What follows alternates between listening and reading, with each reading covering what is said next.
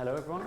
So is there some feedback? No. So the main purpose of this talk, I'll be talking about this method and associated code, DeepMass, which is a method to reconstruct dark matter maps from weak lensing data. But given the topic of this workshop, at various points I'll do some asides and discussions of some of the more statistical aspects and inference aspects of this particular work.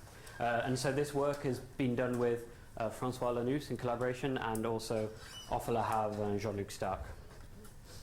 So to begin with, because it's a general cosmology meeting, I will give an overview of the problem, so weak lensing and how one reconstructs maps from weak lensing. I'll then talk about deep learning a Bayesian estimate for the thing we want to find, so the map. I'll talk about results on some dark energy survey data, and then I'll end with a discussion of likelihood-free inference, so how one, for example, use one of these maps to infer cosmological parameters or models from our data. So I'll start with the end. This is the result. This is a mass map, a map of dark matter, projected matter, derived from dark energy survey data using deep learning. So just for kind of the untrained eye, kind of bright spots is where you might have clusters or halos of dark matter along the line of sight, and empty spots is where you have a less matter, so you might have voids or something like that in the density field of the universe, and then it all gets compressed down, so you see this projection of the matter density field. So to begin with, so weak lensing mass maps, why might we want to do this in the first place might be a question. So here's a simulation of the very early, starting at the very early universe. We have a box at very high redshift, and as the universe evolves and this box expands, the matter within this box collapses and forms these very complex structures. So though we started off with a Gaussian random field, we end up with a very complex cosmic web structure with lots of non-linearity and non-Gaussianity. And there's a lot of information in this structure that any of these kind of large cosmological surveys like the Dark Energy Survey, Euclid or LSST are effectively aiming to use this density field evolving in time to constrain the parameters and the cosmological parameters and the model of the universe. So the problem with this is that this would all be well and good if you could see this, but the problem is famously that dark matter is actually invisible. So there's a step here which is where this work comes in, which is trying to reconstruct what this looks like from our data. So in weak lensing you have some deformation of shapes of galaxies. So you measure the elliptical shapes of galaxies, and it's a complex number, and this is our shear data gamma. So we go through all the galaxies on the sky and we measure their ellipticity basically. And in lensing, the ellipticity of a galaxy is a contribution from two main sources. The first source is this term here, which is the actual lensing itself. Galaxies become more or less deformed depending on the amount of matter between the galaxy over there and you, the observer. If there's matter in between, the galaxies are more deformed, for example. And in weak lensing, we say that this deformation is very weak, and therefore we can linearize the problem. So the actual signal, the mass map, kappa, is the convergence. It's the matter distribution we're trying to reconstruct.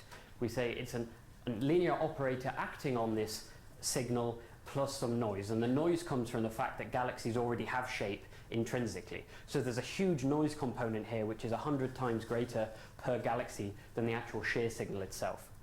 Sorry, than the actual lensing signal itself.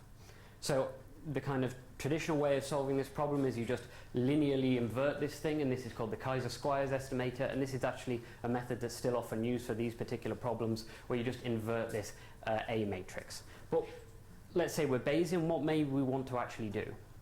So we may say, for example, I might, and this is work I've done in the past, you may want to say I want a Bayesian estimate of something of the posterior distribution. So I may want to maximize the posterior distribution. So my first term is my likelihood, so my probability of observing my shear data conditional on my kappa signal.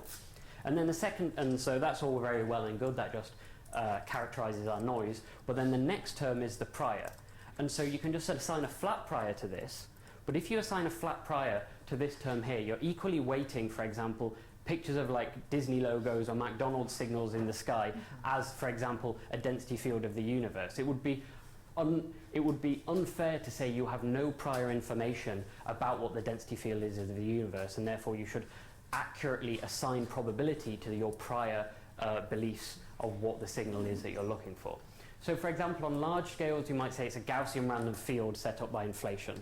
And on more small scales, you may say that the density field has collapsed into these kind of quasi-spherical halo things. And you can go through the maths and try and solve maximum posterior estimates for these kind of two regimes. But it's extremely unsatisfying in some ways doing this kind of thing, because you say, well, on this large scale I'm Gaussian, and on my small scale I'm kind of quasi-spherical halos. But actually the thing I want to actually have in this inference problem is this object here. So the prior probability of observing some convergence signal, my kappa signal, given some, for example, cosmological parameters and a model. But this can't be written down in closed form in the late universe, which is nonlinear. It's impossible. So you may say, well, we're left to do nothing but these kind of approximate regimes where I take the different physical regimes and then do an approximate form for this. But there's something we can do, which is we can actually draw samples from this prior probability. And by drawing samples, that entirely just means running a simulation. Each simulated n-body simulation from which I calculate the convergence signal is exactly just a draw from this prior distribution. And I can do it many times. I might be able to change my parameters and some stuff like that, but I'm able to draw from this prior distribution by running simulations. So we have some way forward here now. So this is where the deep learning comes in. So how do I now take this set of prior draws from my prior distribution and reconstruct some kind of principled Bayesian interpretable estimate of the signal I'm looking for? So let's say, for example, so my posterior distribution is this thing, my probability of my probability of the unknown convergence signal given my shear data. And I may want to estimate the mean of this posterior distribution.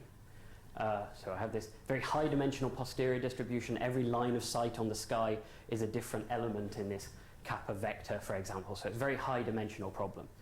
But we could actually find some function, I've called it f here, acting on our true observed data, which gives us an estimate of the mean of this posterior distribution. So, and you can do this by minimizing this loss function here, which ends up being like L2 norm squared or mean square error. But if you find some function that minimizes this loss function, as long as all the parameters are drawn from a prior and justified in some ways I'll discuss later, then you are finding a function which will find the mean of your posterior distribution. So you're able to do this without ever writing down that prior thing, as long as you're able to find some function which does indeed minimize this loss. So I'll just do a kind of side note here, which is my first brief aside, which is this is kind of a funny result that people don't talk about that often, but it's a bit weird because mean square error is one of the first loss functions that you actually use when you're using machine learning or something like that, which is, for example, if I have some posterior, so this is just a very toy model where I have some posterior probability distribution, and in cosmology we may write down our likelihood, do MCMC if we actually know the analytic form. But if you have a lot of training data, so I had this, and this was a case where I knew the posterior distribution and I wrote it down, and this is the result. But instead of doing that, I now did a second thing where I just drew realizations of training data from the prior and then the likelihood, and just learned that function which found the mean of the posterior, and then it finds it quite well in the middle here. So this is really finding the mean of a posterior distribution that you never actually calculate or evaluate. So back to the results. So how do I actually do the map reconstruction? So step one, I choose to draw my cosmological parameters from a very broad prior. So I don't overtrain, I don't have a specific fixed cosmological model that I'm choosing here. So I draw my cosmological parameters from this very broad prior range here and run simulations drawn according to this distribution. I then run simulations at each of these prior points. I get my map, and then I add all the data and noise kind of stuff after that as well to get a fake mock data set, which you can imagine that next step being effectively I then draw from the likelihood given that first draw from the prior. So I now have these pairs of parameters and fake observed data. I now want to learn this function that we set up before. So what kind of function would be able to do something like minimize that loss function? So a very good way, it turns out, in the last few years, is that convolutional neural networks are particularly apt, very flexible functions for learning, flexible way for learning these kind of functions. So now this function here is a convolutional neural network, and my capital theta parameters are primarily just the elements of the convolutional filters, plus some few, smaller ones as well. And then what I do is I just take my loss function, and I have my 3 times 10 to the 5, well, 300,000 in actual English. I have my 300,000 pairs of clean maps and noisy data, and I learn the function that takes you from one to the other by minimizing this loss function. Some details of the architecture here is that we use a UNet. So a UNet just has this property that if you have some very big images here, at each convolutional layer, you can then do some downgrading the size of your image. So you keep this convolutional output, you save it for later, and it gets fed back in later. But in the meantime, you downgrade your image, but you keep your filter size the same. And what that does is it effectively means that the filter is covering more area over your image, but the image has become lower quality or lower resolution. So you end up learning a set of filters over this kind of multi-scale filter bank where you learn different scales that correspond to different structures in the signal that you're looking for. So now results with dark energy survey data. So this is the telescope of the dark energy survey. The data we use are the science verification data, which are just the 5% of the final area of the area on the sky that the dark energy survey look at, but it's to the final signal to noise ratio because they go to the final depth. So this means that the signal to noise of the structures in this map will be as it would be if you applied it to the final 6 years of the dark energy survey. And now the results. So this is the Kaiser-Squires method, which was used for the 2 dark energy survey papers so far. This is with an optimal smoothing, which people do. So I've not been unfair to Kaiser-Squires here. This is the kind of optimal smoothing for the Kaiser-Squires inversion. And now, for example, take a look at one of the blobs on here, for example, down here, and it would be like the opticians where you kind of do before and after, so the before and then after.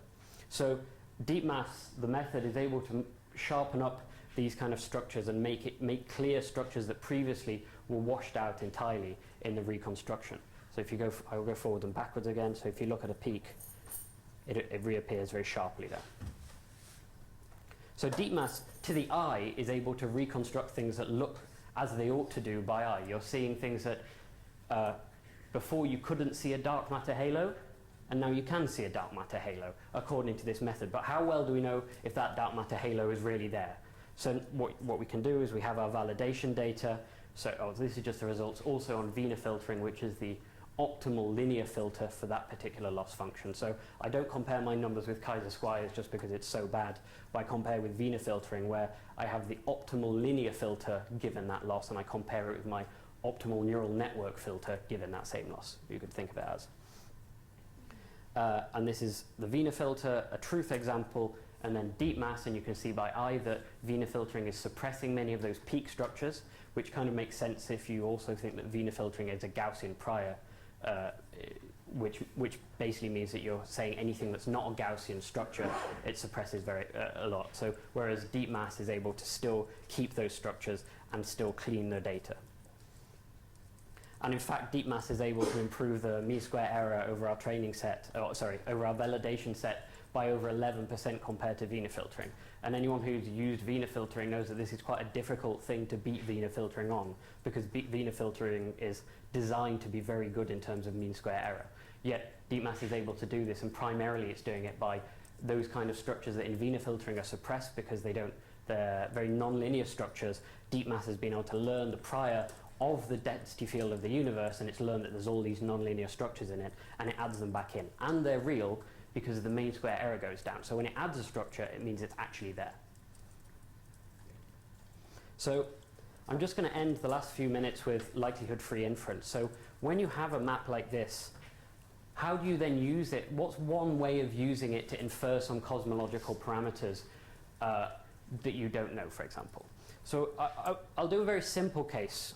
So you can do more complicated things, but I'll just take a simple case where before I had all my simulations drawn from this very complex this very broad prior distribution with all the non-linear, non-Gaussian noise that usually gets ignored in a standard cosmological analysis. Usually shape noise is assumed Gaussian. There's all sorts of other things which we haven't done here because we forward modeled. But we may want to know, for example, what's the posterior probability of some parameter conditional on our actual observed dark energy survey data, for example.